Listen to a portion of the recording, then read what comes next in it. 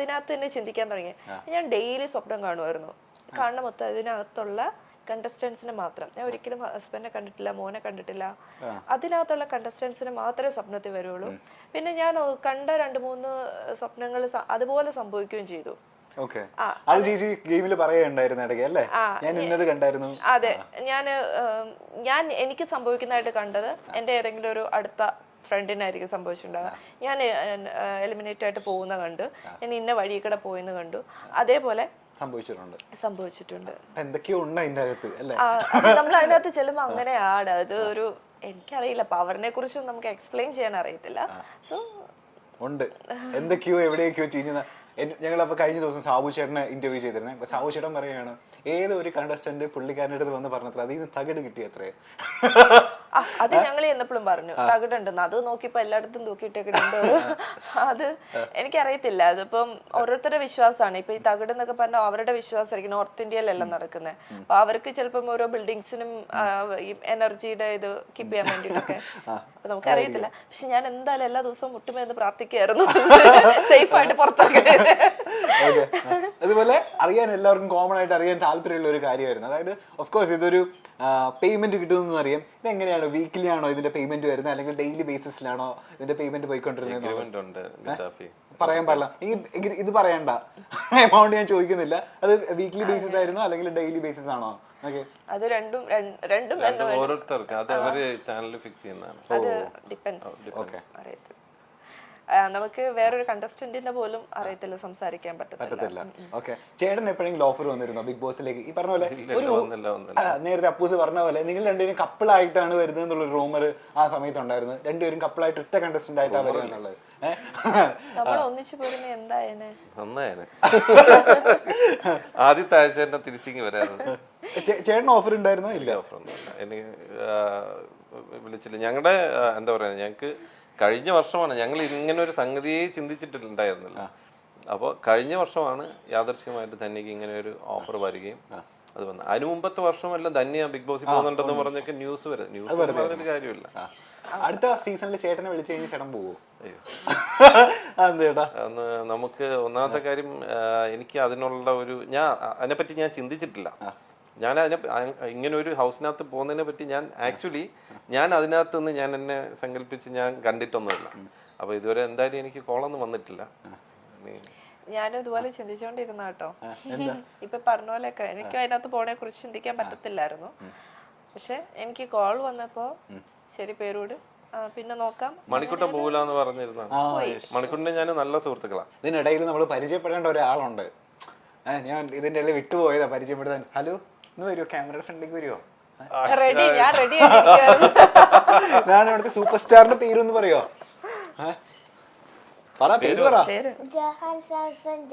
Johan Samson John. എന്റെ ഭയങ്കര പേരാണല്ലോ.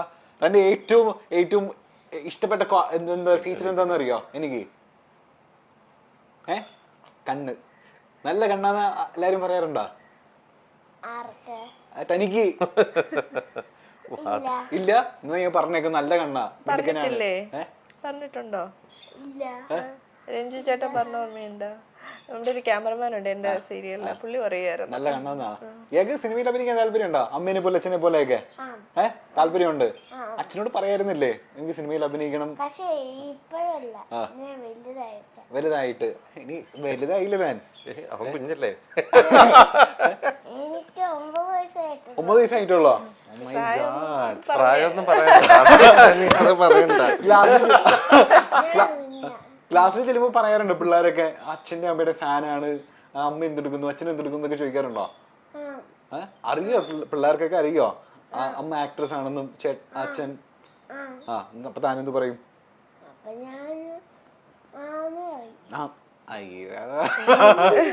ഇവൻ ഡാൻസ് കളിക്കോ? ഡാൻസ് കളിച്ചിട്ടൊക്കെ ഉണ്ട്. കുറച്ച് സാധനങ്ങൾ. പിന്നെ ഞാൻ ഡാൻസ് എനിക്ക് എന്റെ ഇഷ്ടപ്രകാരം ഞാൻ പഠിച്ച്, നമുക്ക് താല്പര്യം ഇല്ലാതെ ചുമ്മാ ഫോഴ്സ് ചെയ്ത് വിട്ടിട്ട് കാര്യമൊന്നുമില്ല. പിന്നെ കീബോർഡ് വായിക്കാനൊക്കെ ഇഷ്ടമാണ്. കീബോർഡ് വായിക്കും. പിന്നെ എന്താ പറയുന്നേ, പാട്ട്, ചെസ് കളിക്കും, റോളർ സ്കേറ്റിംഗ്. ഇവന് ഇഷ്ടമുള്ള എല്ലാ നമ്മള് അവസരങ്ങളും ട്രൈ ചെയ്ത് പോകുന്നുണ്ട്. അപ്പൊ ഒന്നിനും ഫോക്കസ് കൊടുത്തിട്ടില്ല ആള്. അവന് താല്പര്യമുള്ളത് ഏതാന്ന് പറഞ്ഞ അവൻ. ഓക്കെ, ഇന്ന് നിനക്ക് സംസാരിക്കാനുള്ള സമയമാണ്. നിനക്ക് എന്താ താല്പര്യമുള്ള? എല്ലാം താല്പര്യമുണ്ട്. അച്ഛനോടാണോ അമ്മയോടാണോ ഇച്ചിരി താല്പര്യം കൂടുതലുള്ളത്? പക്ഷെ ഈക്വൽ ആണോ? ആരാ പാവം? ആരാ ഈക്വൽ ആണോ? പക്ഷെ എന്താണോ ഇത്? വളരെ സേഫ് ആണ്. അച്ഛന്റെ മകൻ തന്നെയാണോ അവൻ? നമ്മള് അച്ഛനെ അമ്മനെ സിനിമയില് ടിവിയിലൊക്കെ കാണുന്ന പോലെ തന്നെയാണോ വീട്ടില്? എന്നാലും ഇച്ചിരി കുറുമ്പൊക്കെ ഉള്ള ആർക്കാ? ദേഷ്യമൊക്കെ ഉള്ള ആർക്കാ? നീ മനസ്സ് തുറന്ന് പറ, ഒന്നും പറയൂല. ഈക്വൽ ആണോ? രണ്ടുപേരും പാവമാണോ? ഈക്വൽ ആണോ? ആരെ തള്ളി പറയില്ല. ഓക്കെ, അപ്പോ പാട്ടുകാരനാവൂന്നൊക്കെയാണ് ഇവര് പറയുന്നത്. സിനിമയിൽ അഭിനയിക്കാൻ കുറച്ചുകൂടെ വലുതാകുന്ന സമയത്ത് പാട്ട് പാടട്ടെ അല്ലേ? ഇപ്പൊ പാട്ട് പാടുന്ന ആഗ്രഹമാണ്, പഠിച്ചു തുടങ്ങി. പക്ഷെ വലിയ അങ്ങനെ അത്ര, പക്ഷെ അവൻ കീബോർഡൊക്കെ വായിക്കാൻ ഇഷ്ടമാണ്, പാട്ട് പഠിക്കാനും ഇഷ്ടമാണ്, എല്ലാത്തിനോടും ഇഷ്ടമുണ്ട്. ഓക്കെ, എന്തായാലും താങ്ക് യു മാൻ. നമ്മള് വിളിച്ചപ്പോ ഉടനെ തന്നെ വന്നില്ലേ? Thank you so much. അപ്പൊ പിള്ളേരെയൊക്കെ അന്വേഷിച്ചു എന്ന് പറയാം ക്ലാസ്സിൽ കേട്ടോ. Thank you. അപ്പൊ നിന്റെ മേരിഗിരി സ്കൂളിലോ നിന്റെ ക്ലാസ്സിലെ എല്ലാവർക്കും ഏത് സ്കൂളിലാണ് പഠിക്കുന്നത്? ഏത് സ്കൂളിലാണ് പഠിക്കുന്നത്? മേരിഗിരി പബ്ലിക് സ്കൂളിൽ എല്ലാവർക്കും ഒരു ഹായ് പറഞ്ഞുതരാ. തീർന്നാ? അത്രയുള്ള? Thank you ma'am, thank you so much. ഇതുപോലെ നമ്മള് ചേച്ചിയുടെ ഒരു വീഡിയോ ഈ പറഞ്ഞ പോലെ ബിഗ് ബോസിന് ശേഷമാണോ എന്നറിയില്ല, ഭയങ്കര വൈറലായിരുന്നു, മില്യൺ ഒരു വീഡിയോ ഉണ്ട്. ഈ പറഞ്ഞ പോലെ എല്ലാവരും അത് കഴിഞ്ഞതിന് ശേഷം ടീച്ചർ ചോദിച്ച സംഭവമായിരിക്കും കൃപാസനത്തിന്റെ ഡേറ്റ് ഒക്കെ ഓർമ്മയുണ്ടല്ലോ അല്ല? ഇപ്പൊ അയ്യോ, ഞാൻ അത് കേട്ടാണ് ഓർത്തെടുത്തത്. ഓർമ്മിപ്പിക്കല്ലേ?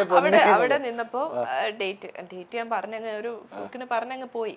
കുറച്ചിന് എനിക്ക് മനസ്സിലായി, ഓക്കെ ഡേറ്റ് മാറി. പിന്നെ ഞാൻ ഓർത്ത് എന്ത് കാര്യം ഇരിക്കുന്നു, തിരുത്തി പറയണ്ട, ഞാൻ സാക്ഷ്യം പറഞ്ഞങ്ങ് പോണു. ഈ ഡേറ്റിലൊന്നും നമ്മൾ അത്ര ശ്രദ്ധിച്ചില്ല. ഇത് ഇവര് സാക്ഷ്യങ്ങളെല്ലാം ഇവര് വീഡിയോ എടുത്ത് അവരുടെ യൂട്യൂബിൽ ഇടുമെന്നും ഇത് ഇത്ര ലക്ഷങ്ങൾ കാണുമെന്നും ഇതിന്റെ ഇടയിൽ നമ്മളെ ട്രോളാൻ ആളുകൾ വരുമെന്നും നമ്മൾ പ്രതീക്ഷിക്കുന്നില്ലല്ലോ. അപ്പൊ അത് ഞാനങ്ങ് വിട്ടു.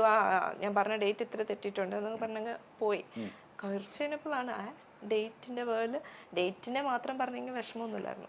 പിന്നെ ഡേറ്റ് അല്ല, ഞാൻ അവിടെ പോയതിന്റെ ബേസിൽ എന്തൊക്കെ നെഗറ്റീവ് കമന്റ്സ് യൂഷ്വലി വന്നത്? പൈസ വാങ്ങിച്ച് പറയാന്ന് പറയുന്നത് അതൊരു ഒരാളുടെ ഒരു വിശ്വാസത്തെ അത് പറയുന്നത്. ഒന്ന് എനിക്ക് കൃപാസനം പോലെയുള്ള ഒരു ഇതിന് ക്യാഷ് മേടിച്ച് നമ്മൾ പോയി ചെയ്യേണ്ട ഒരു കാര്യമൊന്നുമല്ല. കാരണം ഞാനൊരു ബിലീവർ ആണെന്ന് എല്ലാവർക്കും അറിയാം. അപ്പോൾ അങ്ങനെ ചെയ്യാൻ നമ്മൾ വിശ്വസിക്കുന്ന ആരും പോയി ചെയ്യത്തില്ല. ഇങ്ങോട്ട് കാശ് മേടിച്ച് നമ്മള് ബേസിക്കലി നമ്മളെ പഠിപ്പിക്കുന്ന തന്നെ അങ്ങോട്ട് കൊടുക്കുക എന്നുള്ളതാണ്. അപ്പൊ നമ്മൾ ഇങ്ങോട്ട് മേടിച്ചിട്ട് നമ്മൾ ഇങ്ങനെയുള്ള കാര്യങ്ങൾ ചെയ്യത്തില്ല. അപ്പോൾ പ്രത്യേകിച്ച് സാക്ഷ്യം പോലുള്ള കാര്യങ്ങളൊക്കെ, കാരണം നമ്മളെ വിശ്വാസത്തെ അത് നേരെ ഉൾട്ടയാണ്. അപ്പം അങ്ങനെ പറഞ്ഞപ്പോ വല്ലാതെ ഫീലായി. കാരണം ഇങ്ങനെ ഒരു ബാക്കി ഇപ്പൊ ഡേറ്റ് തെറ്റിന് ട്രോളൊക്കെ ഞാൻ പ്രതീക്ഷിച്ചു. കാരണം ചിലപ്പം അത് വരാം. പക്ഷെ ഇത് കാശ് മേടിച്ചു. പിന്നെ പറയുന്ന മൊത്തം ഈ ഒരു കൃപാസനത്തെ കുറിച്ച് വളരെ നെഗറ്റീവ് ആയിട്ടുള്ള കുറെ കാര്യം ഞാൻ അപ്പോഴാണ് ഇതിന്റെ നെഗറ്റീവ് കാര്യങ്ങൾ കേൾക്കുന്നത്. അതുവരെ ഞാൻ യൂട്യൂബ് ചാനൽ, കൃപാസനത്തിന്റെ യൂട്യൂബ് ചാനൽ ഞങ്ങൾ കാണാറില്ല, ഇല്ലായിരുന്നു, ഞങ്ങൾ കണ്ടിട്ടുമില്ല. പക്ഷെ ഇതിനകത്ത് ഇവളുടെ അമ്മയ്ക്ക് ലേക്ക് ഷോറില് സർജറി ആയിരുന്ന സമയത്ത് നമ്മൾ കൃപാസനത്തിൽ പോയിരുന്നു പ്രാർത്ഥിച്ചിട്ടുണ്ട്. അത് ആ മൊമെന്റ് ഒന്നും ഇവർക്ക് ആർക്കും മനസ്സിലാവില്ല. ഇതിപ്പം ഈ അമ്മയുടെ കാര്യം പോലും അറിയാവുന്ന ഒരാളോട് ഇരിപ്പുണ്ട്, അതുകൊണ്ട് എനിക്ക് ഇതിനകത്ത് ഈവൻ ഈ നിങ്ങളുടെ മൈൽ സ്റ്റോൺ അല്ലേ, നിങ്ങള് ഗദ്ദാഫിയുടെ പ്രൊഡ്യൂസറിന് തന്നെ മീറ്റ് ചെയ്തിട്ടുള്ളത് പ്രൊഡ്യൂസർ തന്നെയല്ലേ ഈ പ്രോഗ്രാം പ്രൊഡ്യൂസർ? ഈ പ്രോഗ്രാമിന്റെ PR-ക്ക് അവിടെ ഇരിക്കുന്ന ആളിന് വളരെ നന്നായിട്ട് അറിയാവുന്ന പറഞ്ഞാൽ അദ്ദേഹം ലേക്ക് ഷോറിൽ മീറ്റ് ചെയ്തിട്ടുണ്ട്. എപ്പോഴെന്ന് പറഞ്ഞാൽ അവിടുത്തെ മീഡിയ ടീമിൽ വർക്ക് ചെയ്തുകൊണ്ടിരുന്നപ്പോ ധന്യയുടെ അമ്മയുടെ സർജറിയുടെ സമയത്ത് അവിടെ പോയിരുന്നു. ആ സമയത്താണ് നിങ്ങളുടെ PR കണ്ടിട്ടുള്ളത്. ഇനി ചിലപ്പോ നമ്മൾ പൈസ കൊടുത്ത് നിങ്ങളെ പോലൊരു ടീമിനെ ഇറക്കി ഗദ്ദാഫിക്ക് ഏറിൽ പോവാം, അങ്ങനെയും പറയും. ഒരു സാധ്യതയില്ല. നമ്മൾ 10 പൈസ മുടക്കിയിട്ട് ഇങ്ങനെ ഒരു കാര്യം നമ്മളെ ബേസിക്കലി അറിയാവുന്നവർക്ക് അറിയാം, ഒരു സാധ്യതയില്ലെന്ന്. പക്ഷെ അറിയില്ലാത്തവർക്ക് തോന്നും ചിലപ്പോ അങ്ങനെയാണ്.